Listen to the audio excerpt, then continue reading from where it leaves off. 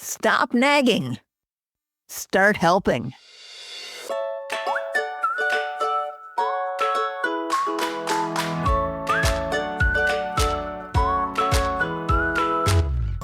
Welcome to All About Capital Campaigns, a podcast that provides fuel for your nonprofit's growth. Each week, Amy Eisenstein and Andrea Kihlstedt, co-founders of Capital Campaign Pro, provide practical tips about raising more money for your nonprofit organization. Here are your hosts, Amy and Andrea.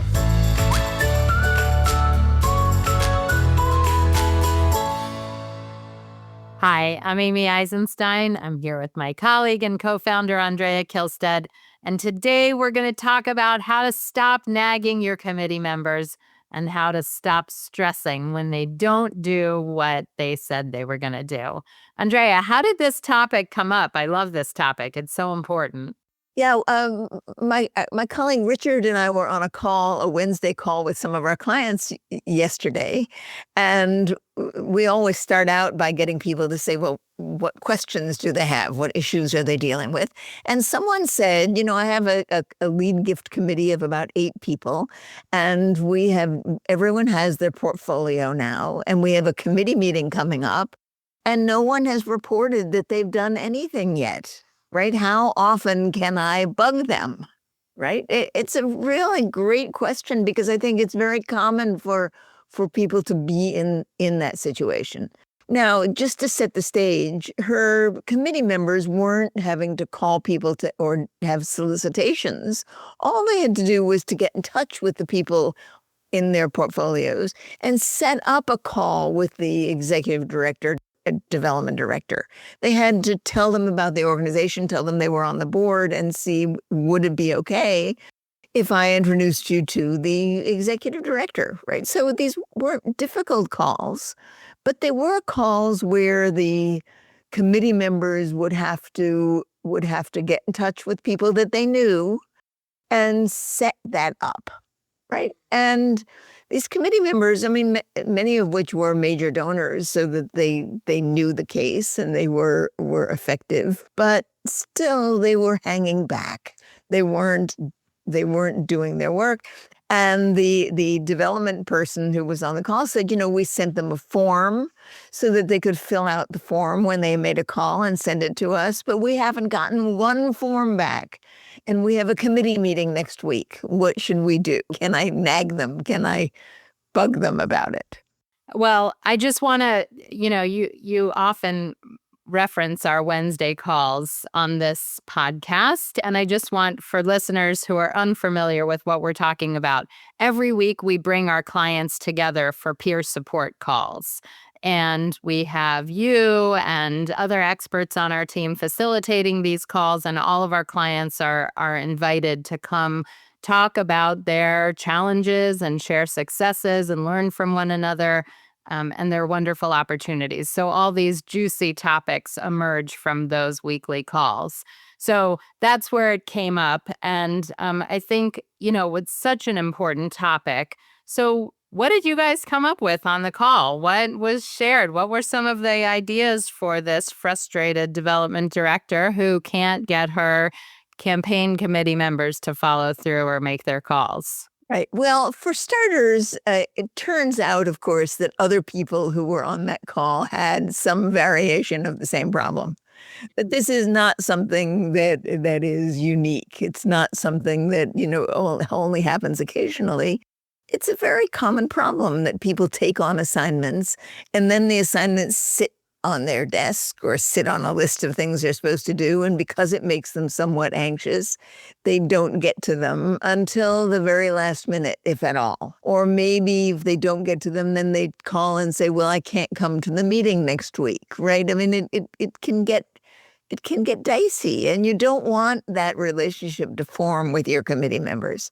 So we talked at some length about the things that you can do if you get off the bugging people, the nagging people, sort of tenor. It's very easy to think, well, I gave them these assignments. Everybody has their assignments. It's very clear. Everybody knows what they should do. Everybody said they know what they should do. Now, can I bug them every 2 days or 3 days? Or it doesn't take very long before before you feel icky about it and the people you're bugging feel icky about it. So after some conversation, we came up with a shift of frame. That's maybe the best way to put it. We said, okay, what happens if we stop framing it as everyone has assignments? They could be doing their assignments, they're not. And now I am the mother sort of, nagging at them. Right. Let's get rid of that. And instead, let's get on the side of the people who had the assignments. Let's say, there's a reason that they're not doing these assignments. And maybe there are many reasons. You have 8 people, maybe there are 8 different reasons for not doing the assignments. So instead of thinking, you're bad, Amy, because you didn't do your assignments, what if instead of that, I come to you and I say, hey, Amy, I noticed that you haven't gotten around to making your calls yet. Let's talk about it. What's holding you back? I know these are hard calls to make. It feels, might feel difficult to you. Tell me what's going on. What's in the way? What would help you do them? And then what would help you do them, right? Right. Once I understand what's in the way, and somebody might say, well, I've been on vacation, or my kids have been home, there may be very simple explanations, or it may be that you find that you're just anxious about it, that you don't really quite know what to say. Yes. And that's, I think, even for experienced people. Even for experienced people who are philanthropists and who are donors, it's like, how am I going to start this conversation? What am I going to say? So once you talk to them, not about why they're bad, having not made the conversation, you're bad, Amy. You haven't done what you promised to do yet. Right. Yes. Once I say, well, okay, here are some of the things that people find hold them back. They're nervous about what to say. They're anxious that the person might not respond well. They're anxious that maybe the person won't be willing to talk to them. Or because it makes them a little anxious, it just keeps falling to the bottom of their list. That's very common, right? So what we found over many years is that there are several things that really work very well. One is that you can give people not a script that they should be reading, but a script that would help them get started, right? What do I say in the beginning of this conversation? When someone starts a conversation, it's likely to flow. So somebody might be helpful for someone to have a script. That may not be helpful. Then it may be helpful if you offered to go to their office or to have them come to your office and essentially make the calls together, where you would talk about the call and then they would sit and make the call while you're sitting in their office, right? That would. Now, we found again and again that with executive directors, for example, that really works. That when executive directors have trouble making their fundraising calls, if the development director goes every week and says, here are 4 calls we're going to make today, sits in the office while the executive director makes the calls, it's amazing what happens. So you can do the same thing. You can offer the same thing with your volunteers. But I think the big point really is that your volunteers need to know that you understand and you're on their side and that everyone wants to get these calls made, right? Whether or not they amount to something or they lead somewhere, the calls just need to be made. So your job is to talk through with each of the people on the committee to say, what would most help you? Can we try this? Can we try that? And see what they respond to, and then try it. Then when the committee comes together, you can talk about what happened. You can talk about what you did, what worked, what didn't work. Maybe someone had a really great call at the committee meeting. They can say, gee, I finally got up my courage to call Joe, and here's what happened. Lo and behold. And in advance, ask people to share. So that they're prepared to share, and especially if someone made a successful call, ask them to talk about that experience, why it was successful, what they think worked, how it felt to them and how they think it felt to the potential donor, what the results were, how they talked about next steps. So really go through in detail. Don't assume that people are comfortable or know anything or, are able to make these calls. I think that's such a good suggestion, both sort of hand-holding, literally, figuratively, whatever it is, but sitting with people, often that is what it takes, and practicing, preparing for the call, whether it's with a script or with bullets, just to repeat and highlight some of the things that you suggested, Andrea. What about an email?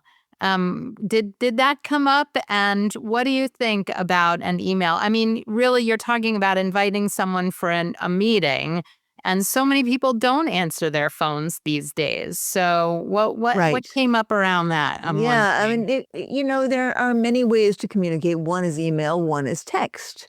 Yep. So you can have a combination of those things. You can start with a text.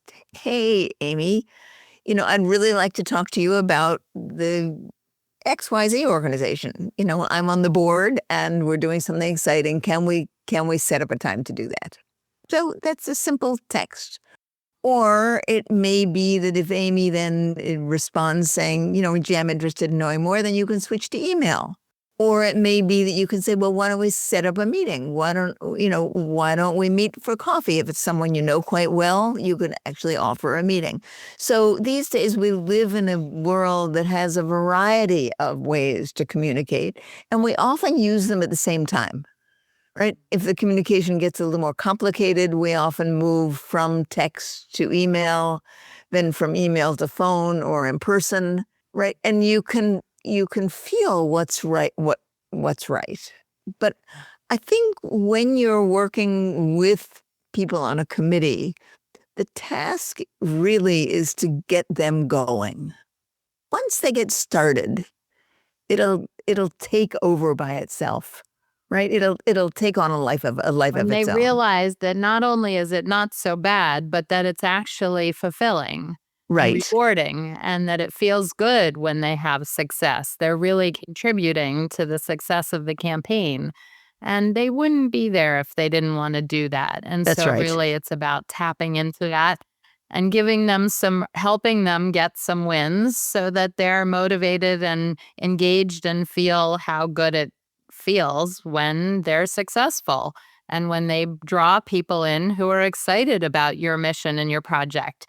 I mean, the idea is not to drag people in kicking and screaming. That's not good fundraising. And so, if that's the case, they're not good prospects. They're not going to give a lot of money. So, it is really about identifying people who would be interested in learning more about what's going on, the project, the organization, what's happening. And I think explaining that to committee members, look, if somebody's not interested in our mission or our project, you can thank them and let them go. We're not going to chase them.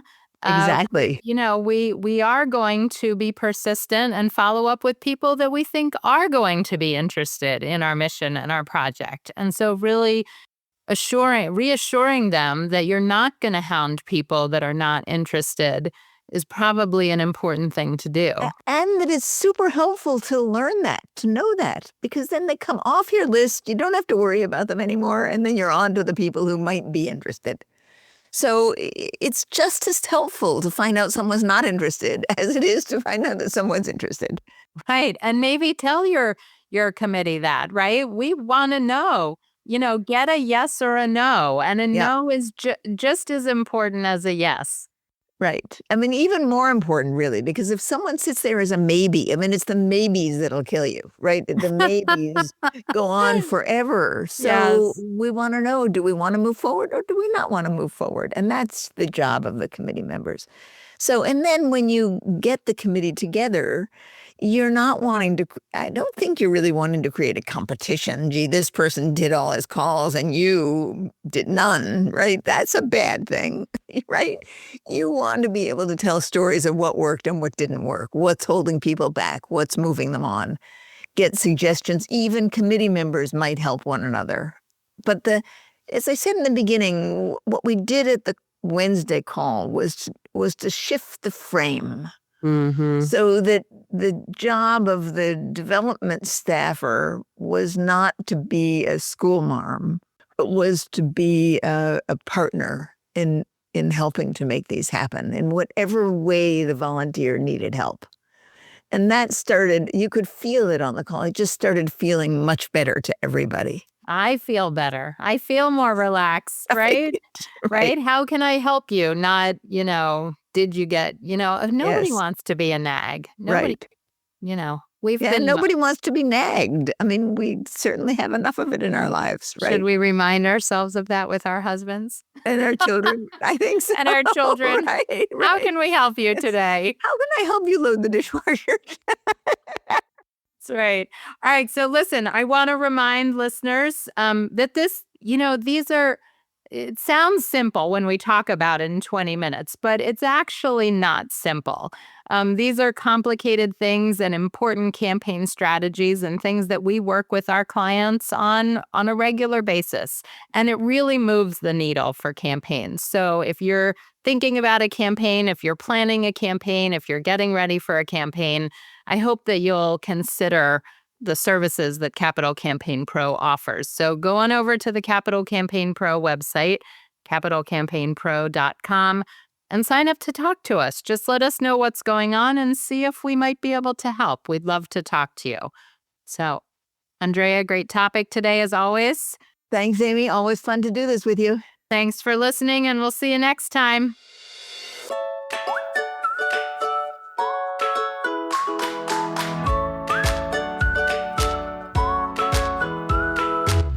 Thanks for joining Amy and Andrea for today's All About Capital Campaigns. To learn more about them and their work with organizations like yours, visit capitalcampaignpro.com, where you'll find all the help you'll need for your campaign. And please subscribe, then rate and review us on your favorite podcasting platform. Thank you.